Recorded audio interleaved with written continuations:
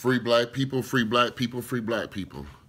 I just want to make this little short video about my opinion, and just my opinion again, on um, this woman running for president of this United States of Slave Masters. Um, uh, it's interesting, but first I want you to listen to what prompted me to make this video. Listening to Roland Martin talk about him and his panel of some so-called conscious brothers and sisters, but they're promoting her. And I just, my main thing would disqualify her, even though I'm not voting again. I got tricked into voting back when, but I won't make that same mistake again. That's a decision I made for myself, being free. I'm not suggesting you do the same. It's up to you. I'm suggesting you be free, and if you be free, you'll realize that that's some bullshit. But anyway, I want you to listen for about, I don't know, 8 minutes of this, and then I'll come back and wrap up my opinion about the chick that I believe is disqualified because she was a prosecutor, for one. Anytime you lock up black people up under the system and you join the slave masters team, that means a cop, and I was almost a cop, and the ancestors said, hell no, you ain't gonna be no cop and whatever, because it's going to cause you to do harm to your people, so you can find another way to make a living. And her being a prosecutor, them is the demons in every city and town, that locked us up. So here, listen to this crap for a moment, or listen to this some of it's wisdom. I want you to listen to where they're going with this, just for the sake for you to make your decision when it comes down. They're so early with this. This is a couple years away. Anything can happen. But and I'm just saying that it's just another Obama coming into a light that make you believe. But unless they were children of slaves, I'm not interested. Come back. When I get interested in politics again is when a child of slaves is running. Common sense. But here you go. Check this video out. I mean, it's not video. It's just audio. I'm not going to, open your ear for a second, please. And I'm telling you, it is the Obama effect. Yeah. The frustration for black people. Oh, also, I'm sorry.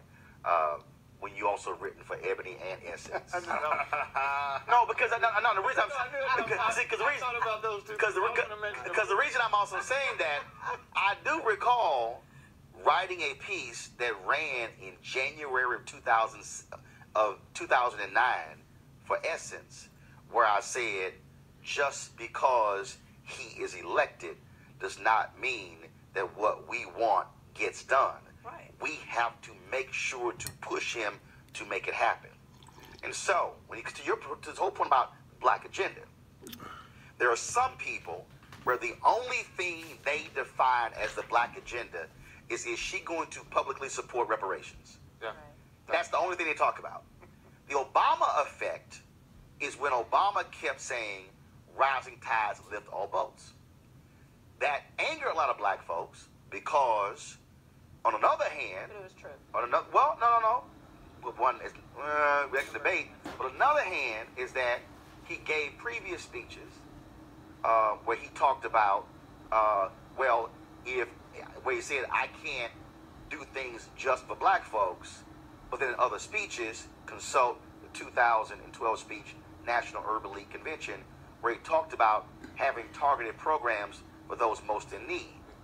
And so for black folks, it's like, well, if that's the case, where's the targeting the unemployment program for those most in need? And so when folks say black agenda, again, for all y'all new-ass black people, let me take you back to Maynard Jackson. Maynard Jackson had the concept of every African-American in America having a business-sized card that can go in any wallet that had said these are called the Black Agenda. And so we could ask any black person, anybody running for office, your position on this. So to Avis's point, when you say Black Agenda, that's really defined by the person who's asking the question. So yes, the onus of a Black Agenda is really upon the organization or the entity or the group asking those questions. So the group that deals with black home ownership, they are going to have very specific questions for Senator Kamala Harris. The groups that deal with criminal justice are going to have very specific conversations. The groups that deal with health are going to have very specific conversations. And so that's what you're going to have there. But for all these other people, yes, who go, oh, where's her Black Agenda? As I kept saying, for a week in, no politician is going to lay out expansive position papers on different groups. Those things are actually evolved over time. And so usually when you roll a campaign out, you have general themes that are universal themes because you are not talking to individual groups. But she went out on a limb. She went so far out, she made me a little nervous. I mean, she was very specific about things that affect the African American community in a way, to me, that if she wasn't trying to wrap her arms around it, she could have just left off and saved for when people are pressing her on those issues. So I was thankful that she did that up front. But folks want to actually hear, let's just be real on it. They actually want to just hear black. See, I mean, she did. Yesterday. No. Came all the way out. No, you understand. When I say they want to hear, that's all they want to hear. Yeah, I'm just saying, you got, it's understanding. Nobody else. It's understanding what some people are talking about, what they're asking for in this whole deal. And again, I go back to the Obama effect. There are a significant number of people, and let me say this. This is not just Hotep. It's not just ADOS. It's not just black nationalists. It's not just, no. There are a lot of African Americans who are on Capitol Hill, who are black CEOs, who are black small business owners, who are black folks in academia and other areas, who, although you have not heard them publicly go there, they were disappointed in the 8 years of Obama. So let's just be real clear, okay? Since we're going to sit here and just be real honest, okay? What you're seeing with Senator Kamala Harris, what you're going to see with Senator Cory Booker, what you potentially will see with former Attorney General Eric Holder, what you would have seen with Governor Deval Patrick, are black folks saying, we screwed up. We were quiet for 8 years. We sat here and mobilized and raised money and knocked on doors because we got hyped about a black president. And I long said, and again, feel free to go pull the tape. I said for a long time that black folks were the only ones who were left at the inauguration parade looking like this here. We got a black first family. Now everybody else left. Now I told y'all in the first 60 days, the LGBT community gave Obama a 54-page agenda for what they wanted. Black organizations, and don't act like I don't know what I'm talking about because I was there. 5 years after Obama's first elected, gathered at a hotel across the street, Washington Hilton, where they assembled to put together their black agenda, and then took 9 months typing it up. Don't act like I wasn't there because I was in the room at the news conference. So what you're seeing is, you're seeing folks saying, I need to hear some stuff now before I invest in you over anybody else, because frankly, I screwed up last time. Yeah, that's like they were left empty-handed. No, I know that. But they didn't get everything they wanted. But I'm not going to stand for people acting like in 8 years they didn't end up with the best unemployment rate that we've ever had in the entire history, like, of black unemployment rates. It's a little ridiculous. Healthcare, who do they think that disproportionately affects? Students being able to get their parents' insurance while they're still in college. These are poor people, black people. Right. But there were some fundamental issues.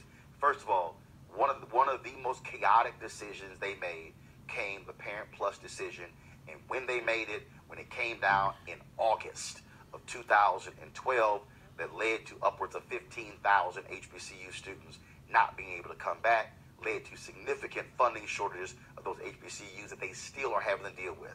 We still saw, before Obama came in, 53% of black wealth wiped out due to the home foreclosure crisis, and his housing programs were not effective.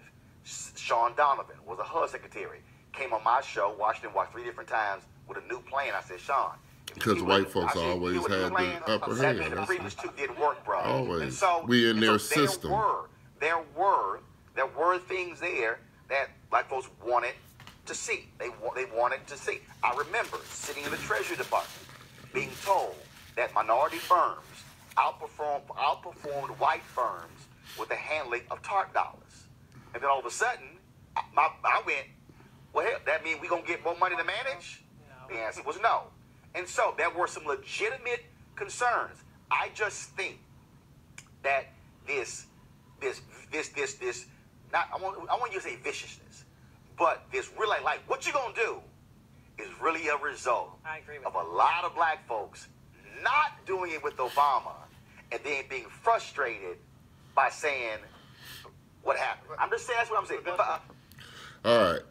Well, I don't know whether you got all that or not. Hopefully you did and whatever, and took from it what I took from it, and basically that they're discussing whether this woman who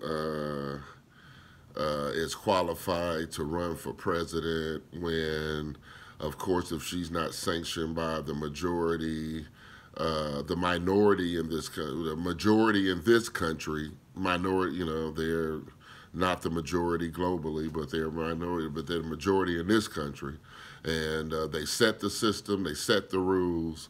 So all of it is just talk again, something to keep the news cycles going, rolling. I had to slap him on this one. He, you know, said a little negative things about people, you know, new people coming to the game, starting YouTube channels. YouTube channels ain't always been around for us in our 40s and 50s and 60s who are out here, you know, who always had an opinion. Nobody gives a fuck about the grassroots black people who do it without the platform. Those with the platform has failed us over the years, and I guess that's the crux of why I wanted to make this video, and just to put some food for thought for those of us out here who seek to be free black people.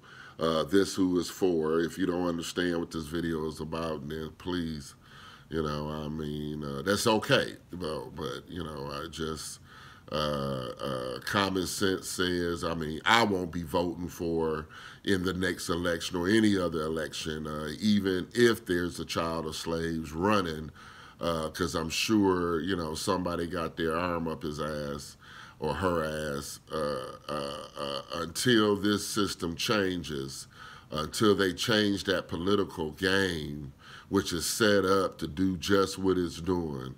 And just the fact that they have lobbyists, just the fact that they don't have term limits in Congress, just the fact that, you know, just I'm going to stop right there. But anyway, like I said, my opinion on this Harris chick is, you know, she sucked on the devil's dick, and she, you know, she participated in the oppression of children of slaves living in North America.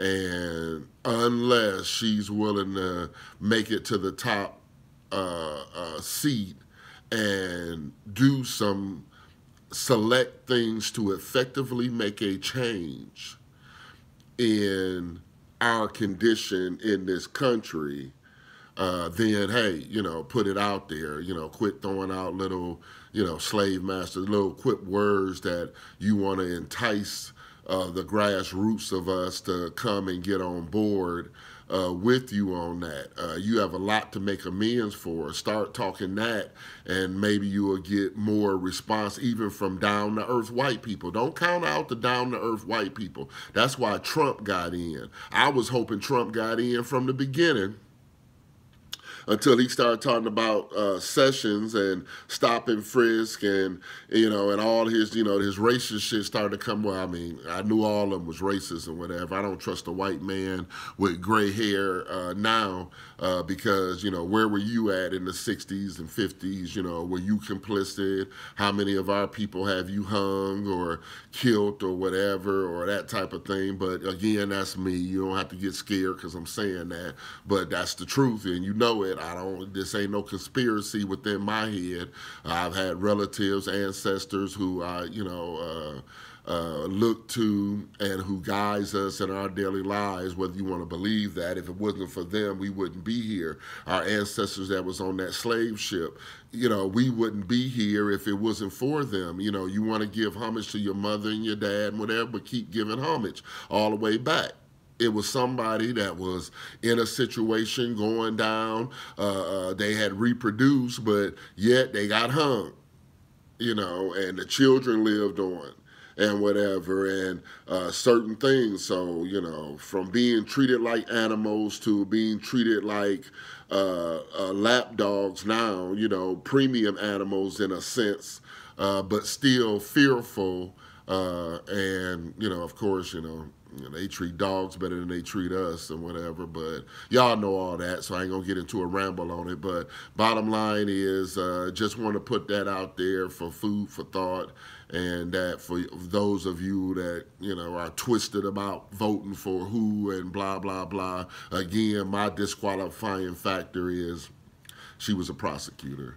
And whatever, for those of you who do vote and whatever, I say look at that more than anything. She's going to try to make excuses, just like Clinton, just like, the whole thing. I got tricked into voting for Clinton again. I went off on the rabbit hole, but that's why I voted for in this last election, because of Trump and Sessions and stop and frisk and all that kind of thing. I went on, but hell, from what I understood, the little I used to watch of that vicious news cycle was that she felt she was just going to automatically get the black vote because we're stupid, or, we're ignorant, or we're bamboozled, and you got enough fraternities and sororities, and I have to say, I ain't no fan of no fraternities and sororities. Y'all have let us down. If you a black fraternity or black sorority, I know how that game is played and how y'all hook each other up in y'all professional degrees, and y'all end up and it become about the money and playing in the white man game. But how come you won't put back and invest in the community? There's ways to invest in the community without the community, or you being fearful of the community just wasting your money. It's a lot of things that you can invest in the community with the money that you didn't made in the white man's world that would help bring us up. But then there's always that element, and i.e. the main reason I made this video is to remind you to be a free black people. There's always somebody out there. There's always an element. The man spends $1 trillion a year to make sure that we stay asleep. Every Sunday morning, he got you gathered. Every Friday, he got you gathered, paying homage, praising him. If you don't believe that, if you don't know that, his ideology, instead of living, getting your heaven on this earth, not going for the okie doke. Ain't nobody ever said that Trump was no religious person. Ain't nobody said nothing about him being holier than thou. But yet y'all worship, because white folks, the ones that run shit, do not believe in a religion. They know that God works within them, that you're God, And you don't need to be bowing down to something mystery. If it helps you to get you through your day and that's what it's about, then go ahead. But worship thyself and make yourself from there a betterment to those around you, because you're not here alone. Animals got better sense than us, even though we have dominion.